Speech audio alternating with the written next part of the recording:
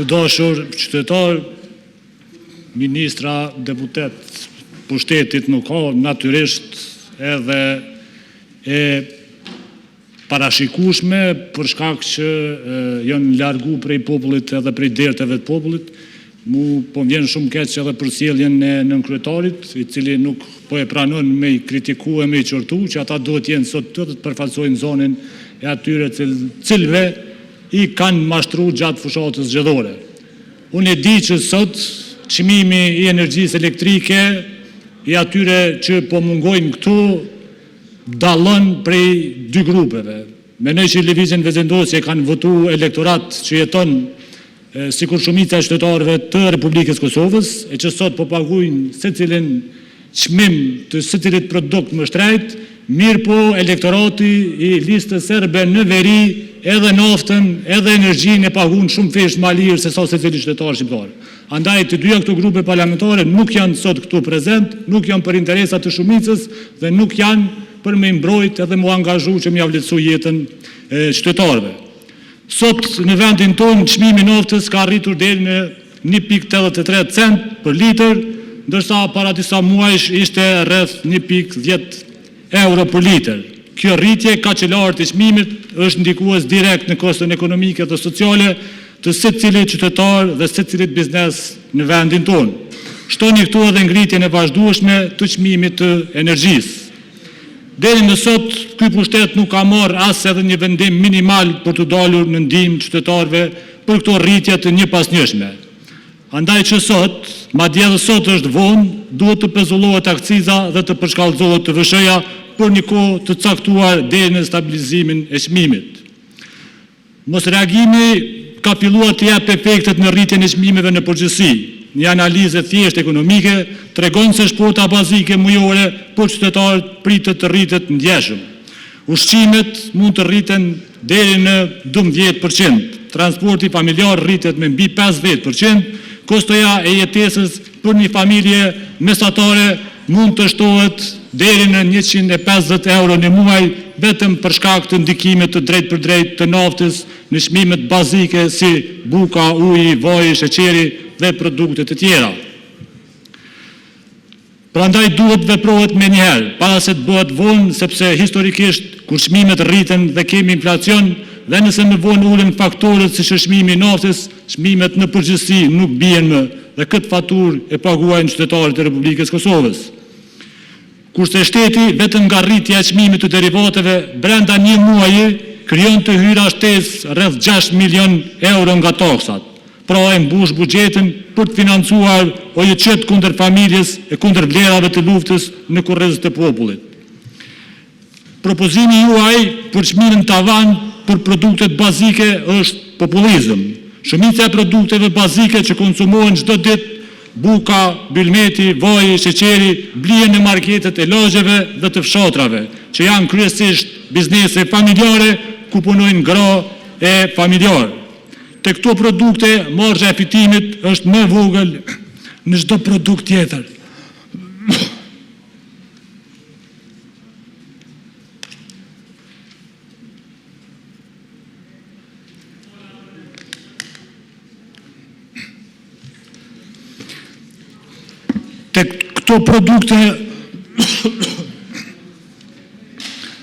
Te këto produkte qytetarë të nderuar, marzha e fitimit është më e vogël se në çdo produkt tjetër.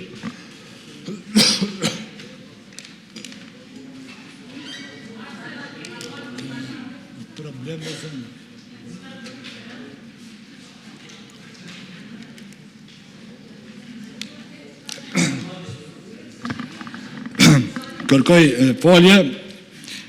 Te këto produkte, marzha e fitimit është më e vogël se në çdo produkt tjetër.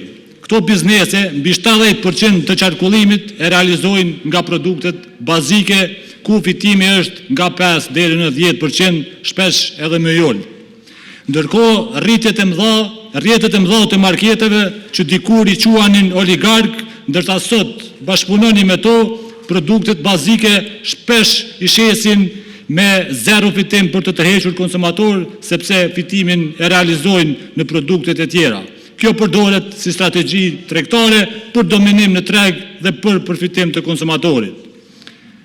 Po du me e shpjegu se si funksionon haraqi i cili në fund kalkulohet tek çmimet e produkteve dhe paguhet nga konsumatori. Në Kosovë janë mbi 12 rrjetet marketeve, rrjeti më i madh ka rreth 100 pika shitje, ndërsa në total janë rreth 400 pika që kontrollojnë mbi 70% të tregut. Një prodhues vendor ose një importues për të futur një produkt në gjitha këto pika duhet paguaj haraq për secilin rrjet dhe për secilin pikë shitje. Vetëm për një barkod në një pikë shitje paguhen deri në 50 euro për listim. Vetëm në 3 rrjetet kryesore, haraqi për një artikull arrin në 3.500 euro. Nëse produkti dëshiron të ketë pozicion më të mirë, pagesa varion nga 50 deri në 700 euro në muaj. Kontratat parashohin afote pagesash nga 30 deri në 90 ditë, por shumë prej tyre nuk respektohen dhe pagesat vonohen deri në 9 muaj e shpesh herë edhe më shumë. Në fund vit kërkohet bonus prej 3 deri në 15% të qarkullimit vjetor. Furnitorëve detyrohen të lënë peng 20% të qarkullimit të vitit paraprak. Për çdo pikë që hapet e re, u kërkohet nga 150 deri në 6.000 euro për secilin furnitor. Të gjitha këto politika të haraqit nga rrjetet e marketeve ndikojnë në rritjen e çmimit të secilit produkt nga 20 deri në 30% në shumicën e produkteve të cilat në fund i paguan secili qytetar. Pra, nëse doni të ndikoni realisht në mbrojtje të konsumatorit dhe në lehtësim të jetës së qytetarit, ju duhet me njëherë të inicioni ligjin për tregti të brendshme dhe ndaloni këto praktika abuzive. Mos u merrni me populizëm e kalkulime elektorale pa efekte praktike. Andaj sot është e domosdoshme të pezullohet akciza në naftë deri në stabilizim të tregut, të përshkallëzohet të vëshëja, përkohësisht të iniciohet me njëherë ligji për tregti të brendshme, ligji për cilën kam kërkuar për 4 vite me radhë.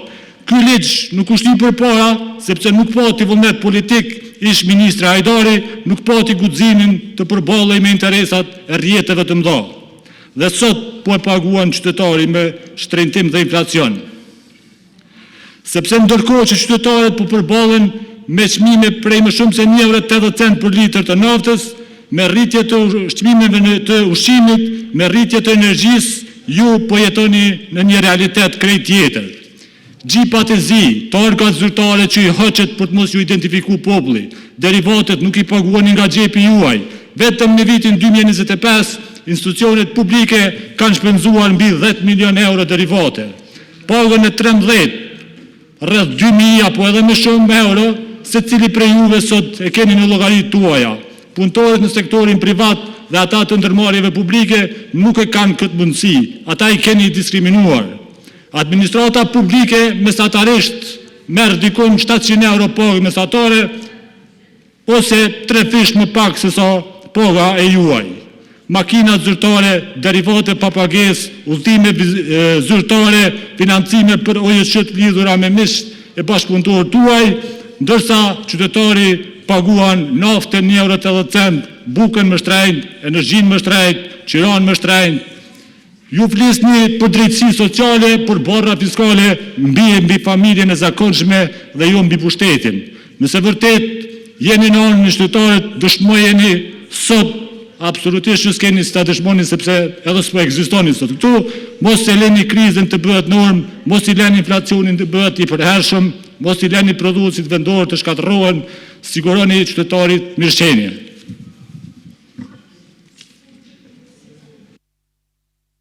Po tërheqë vërejtjen për përpjekjen që të tërheqni paralele ndërmjet mungesës së deputetëve nga lëvizja vetëvendosje dhe listës sërbe, për shkak se në këtë vazhdimsi të seancës janë duke munguar edhe deputetë të tjerë.